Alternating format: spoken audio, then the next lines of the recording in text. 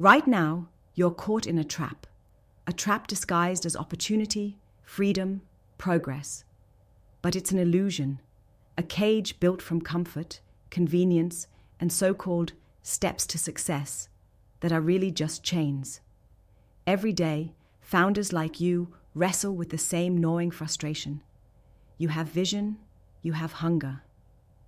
But the world system keeps pushing you back, keeps telling you to play it safe, to follow the old maps made for a different time.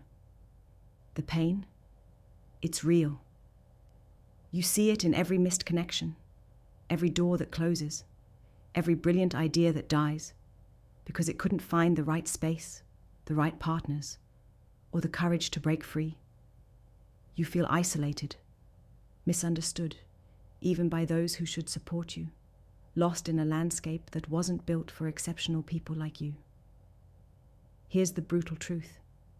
This world was constructed to reward the average, to keep you within borders, literal and metaphorical, that fence off the extraordinary. It promises freedom, but delivers rules. It promises merit, but rewards mediocrity. It offers comfort, but kills fire.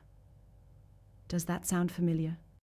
You're not alone in feeling like the systems, the platforms, even the so-called networks supposed to help you, instead leave you stranded. Why?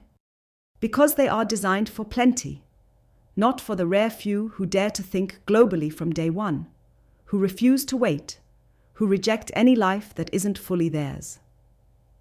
Now imagine flipping the script completely. Imagine a strategy where your default isn't to start small, narrow, limited by your country or local market or tradition. What if your default was global? Not as a chance, but as the baseline. Global first. Not someday, not after conquering your home turf, but immediately, inherently, instinctively. Imagine what that means. It means no more box thinking, no more forced step-by-step growth, dictated by outdated patterns. It means unlearning what you thought was the only path to success, and embracing a new reality where borders don't fence you in, they open for you. Where your product, your vision, your leadership isn't limited to one place because the world moves too fast, expands too wildly, connects too deeply for any one market to own you first. This is not just a question. It's a revolution for those who refuse to wait for permission. Because the truth is, the edge, the margin, the farthest reaches hold the power now, not the center. The center clings to comfort and sameness. The edge breeds difference, pushes limits, freaks out the system. If you're watching this, it's because you're wired for the edge, wired to burn fiercely, not just flicker. But there's a missing piece. The isolation, the loneliness, it kills more dreams than failure ever will. You need a new kind of infrastructure made for the rare, the radical, the misunderstood brilliance.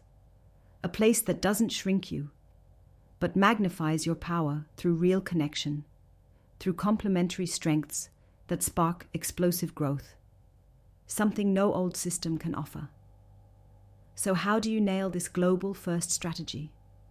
How do you don't just survive, but dominate, lead, and shape a future where you don't owe allegiance to boundaries or slow-moving industries? First, be ruthless in your sovereignty. Your will is your weapon, not your network from 10 years ago, not your hometown reputation, but your will. Own your choices completely. Question every rule. Every best practice handed down like gospel is a cage disguised as advice. Learn to unlearn. Tear down anything that doesn't serve your vision. Next, remember this. Global first isn't just geographic. It's mindset. It means speaking the language of diverse markets. Yes, but even more importantly, it means shaping your product, your team, your culture to thrive across differences, not despite them. Diversity here is not a checkbox. It's your secret weapon. When your team, your partnerships, your customers are not mirrors but contrasts, that clash of difference creates the pressure force that produces breakthroughs. It's what moves you from local hero to global player, not by copying what works, but by weaving together contrasting needs, ideas, and energy into something new. Then comes patience. Not impatience with the bureaucracy or the lag, but the kind of patience that plays the long game and knows that real alignment takes time.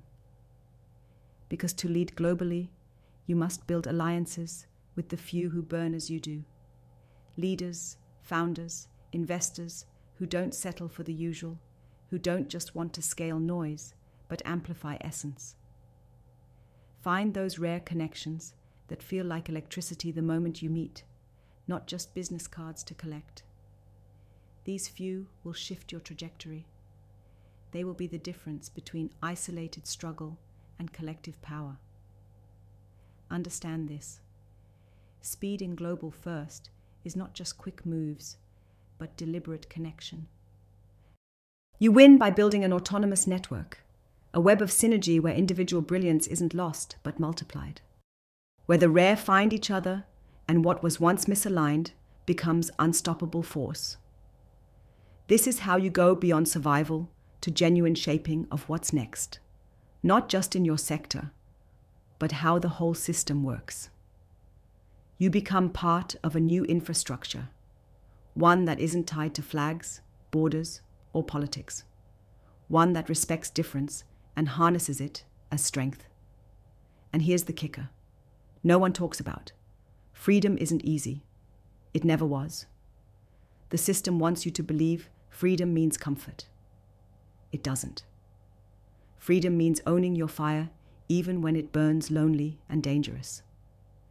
It means choosing discipline over distraction, truth over easy lies.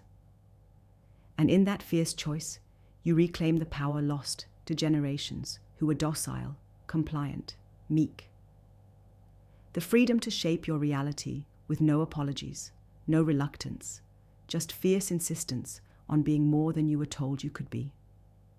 Starting global first means rewriting the playbook from day one. It means rejecting the small play, the slow inching forward, the cautious local test. It means launching in a mindset where your reach is unlimited, your ambition is relentless, and your team and partners reflect unpredictable, rich, essential diversity. It means building a business that's not just local or regional, but truly global in every fiber, efficient, adaptive, fearless, and forged in the fire of difference. It means using technology not as a toy, but as the lifeblood that connects your dispersed talent, data, markets, and vision into a single, unbreakable chain. Why is this so critical right now? Because the world isn't standing still. Borders, markets, old institutions, they're breaking down anyway. If you don't start global first, you will be left behind by those who did. Your competitors, your rivals, they are already connecting, collaborating, building across boundaries faster than you think. They're finding edges you never considered, markets you never targeted, allies you never knew existed. They're rewriting entire industries while you're stuck in yesterday's map. This is not fear-mongering, it's reality checking. One day soon, the default will be global, and those who still think local first will be invisible. Here's some brutally honest advice. The power is not with systems that promise predictability. It's with those bold enough to embrace chaos, to embrace complexity with clear vision. You have to get messy and build clarity. And build habits and structures that let you quickly zip across continents, time zones, mindsets with ease.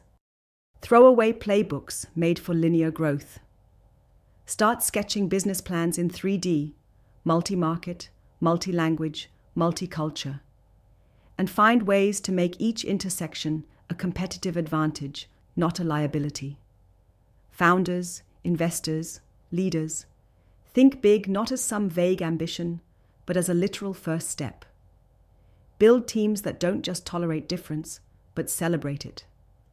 Invest in ideas that aren't tested in your backyard, but tested by the whole world. Partner with people who challenge your assumptions relentlessly. Your idea will be better for it. Your execution will be sharper. Your chance to change the game, it will be real. One last point.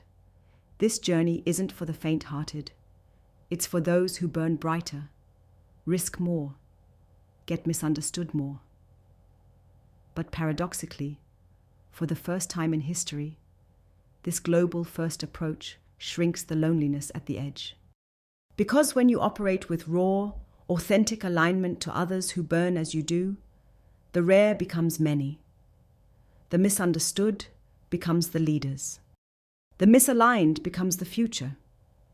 So if you felt that tension inside, that impossible energy that's kept you awake, asking what it would mean if you could go all in, not just in your city, but the world, listen, it's real. You are not alone. The world is waiting for a new kind of leader who can operate without borders, who can build not just companies, but autonomous ecosystems powered by fierce individuality and mutual trust. This is not a pipe dream. It's the next default. It's the battlefield where the brave win.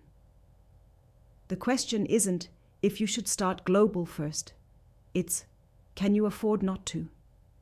Because the future belongs to those who refuse to blend in, who refuse monopoly by the local, who refuse to settle for less than their true power unleashed. Globally now, today. This strategy isn't just a step. It's your new foundation, your new truth, your chance to not just join the future, but to own it.